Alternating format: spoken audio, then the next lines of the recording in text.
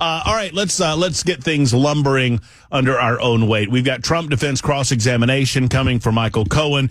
This is a big time. This is a big moment as the trial of Donald Trump, the inexplicable, unexplainable trial of Donald Trump continues. I continue to offer anyone in this listening audience a fresh, clean, big-headed Benjamin if you can tell me what Donald Trump is being accused of that amounts to a felony. Okay?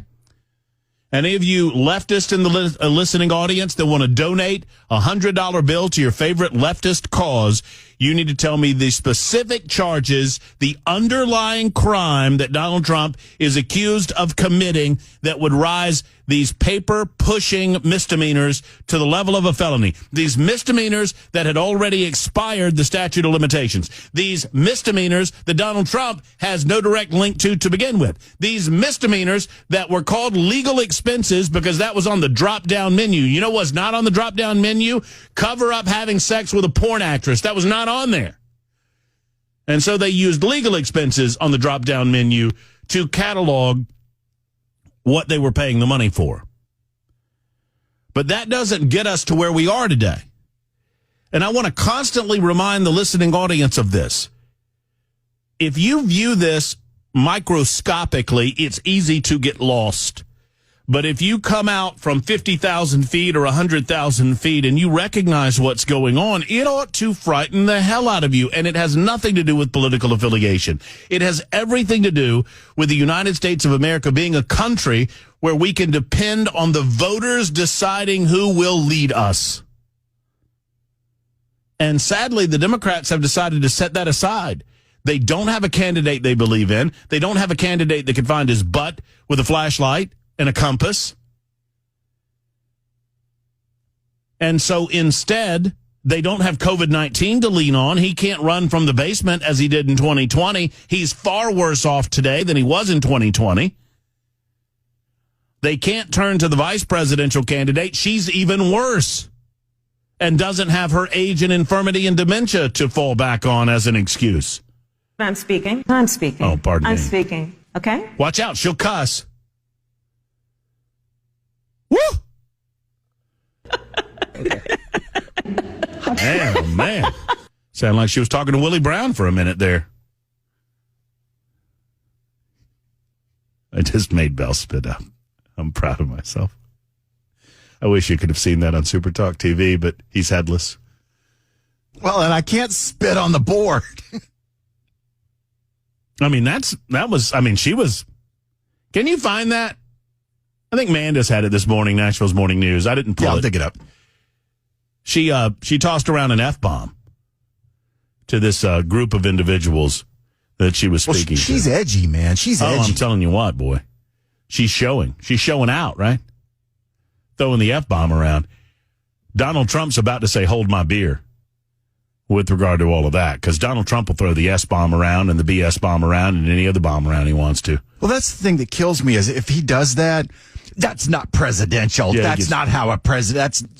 What does she do? Gets destroyed. And listen to that. She's very emphatic. She's convicted. Look how, but she apologized right after, so it's okay.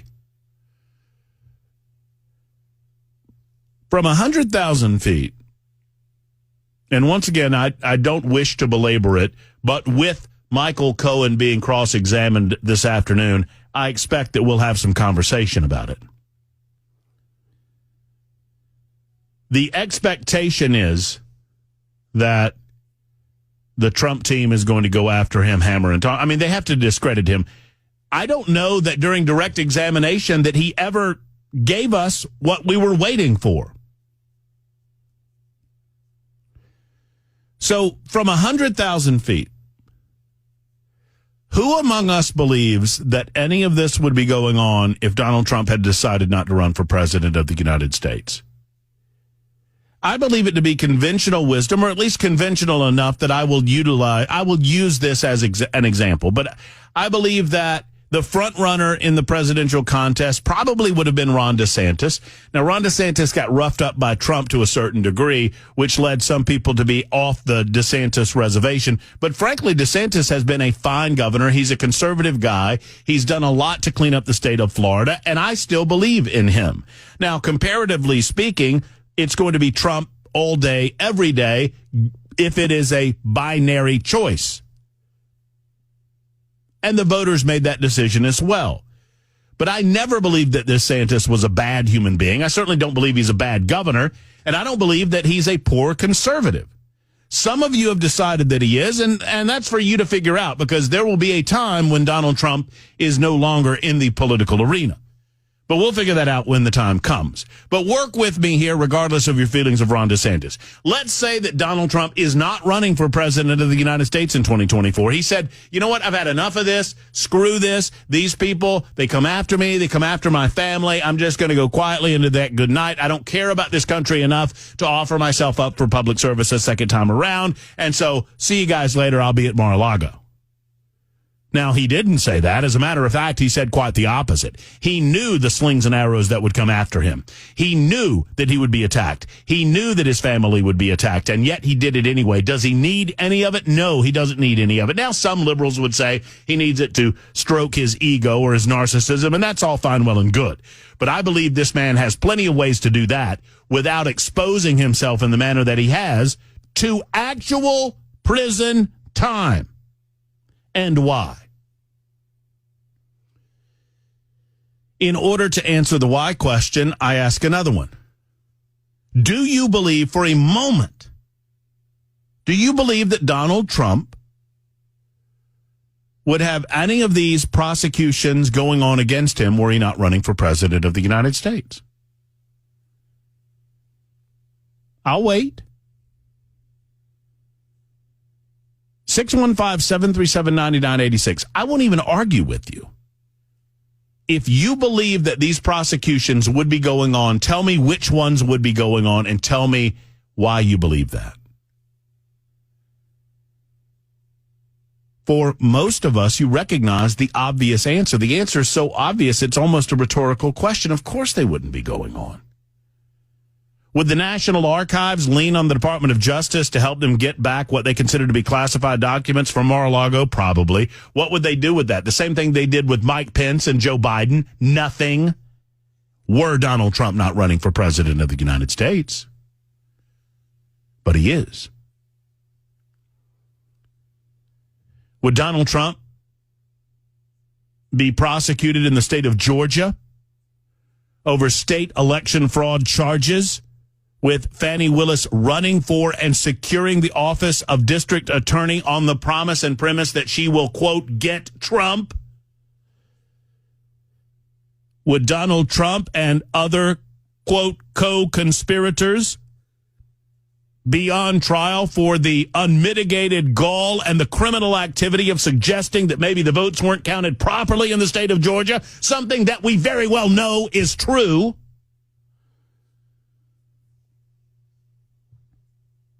Of course he wouldn't. Would Donald Trump be on trial in Washington, D.C. for his activities leading up to and on January 6th as a co-conspirator to insurrection? A moment in time where Donald Trump very clearly and plainly said to the American people, peacefully protest, peacefully question what has gone on here, peacefully wonder, peacefully walk to the Capitol, peacefully make your voices heard. Oh, yeah, and fight like hell.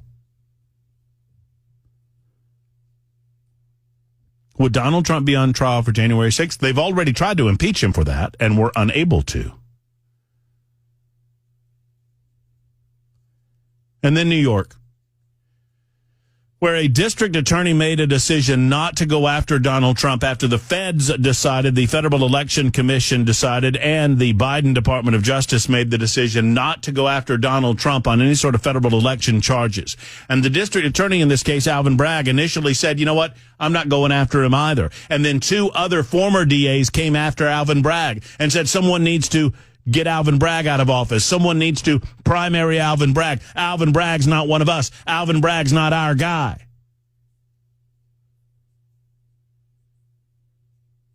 And Alvin Bragg suddenly changed his tune on the issue of whether or not he would prosecute Donald Trump. And he cobbled together this mishmash of legal concepts that makes no sense to any reasonable or sensible human being that I have spoken with. And I am trying to speak with a person that can actually tell me the answer to these questions. What is Donald Trump being charged with? Where is the felony? Well, Matt, he's being charged with 34 different... Shut up. Shut your mouth. The 34 charges that have been listed in the indictment are misdemeanor charges that have already expired their statute of limitations. And there's no factual evidence that has been presented that directly links Donald Trump with any of those filings. They're claiming that he misfiled payments that were made from his organization to his lawyer, legal expenses, then to Stormy Daniels. Actually, it was a recompense, or he was reimbursing Michael Cohen. Those are misdemeanors. Those are paperwork violations that carry a fine. In order to charge him with a felony in state court that has not run the statute of limitations, you have to prove in court that he did that in order to cover up an underlying crime. Running for president is not a crime. Wanting a porn star not to talk publicly about whatever might have happened between you and said porn star in 2006 is not a crime. Just ask Paula Jones. Just ask Jennifer Flowers whether or not those are crimes. Ask Bill Clinton, for that matter. Ask John Edwards. Hell, ask Gary Hart.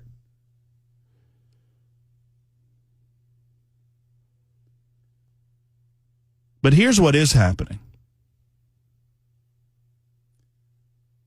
We have a presidential contest. It's May 14th, that May to June, July, August, September, October, in 6 months, in less than a year.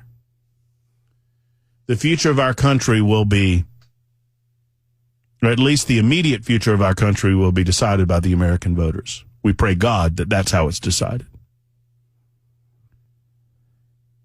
And instead of battling in the arena of ideas, the political Democrats have decided that they're going to battle in the courtroom to attempt to prevent the American people from getting an opportunity to vote for the person that they want to be the next president of the United States.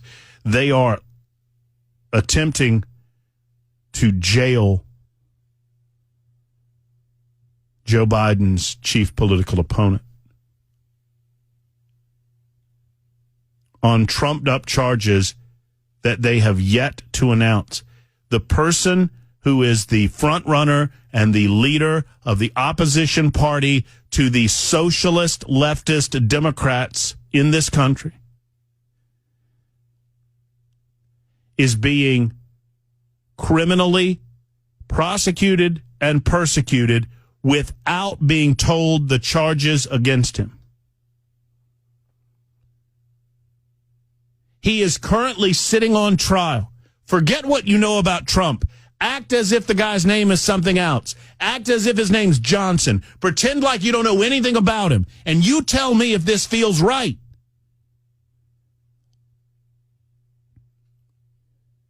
The president of this country and his Department of Justice is leading several criminal prosecutions. And secondarily, the minions within the Democrat Party doing the bidding of said same are leading several criminal prosecutions in an effort to prevent Donald Trump. If you believe my premise that none of this would be happening if he were not running for president of the United States, then you tell me how this is not at its very essence a political persecution. And they've yet to tell him what he's charged with. I believe it was Joseph Stalin who said, and I'm late, I know, I'm sorry, Bell. You show me the man, and I'll find you the crime. It's a damn shame we're not rioting in the streets peacefully. I said peacefully because I realized that I can't call for riots in the streets. Not that I would do that. Sometimes my emotions get the better of me. It's 26 after the hour on Super Talk.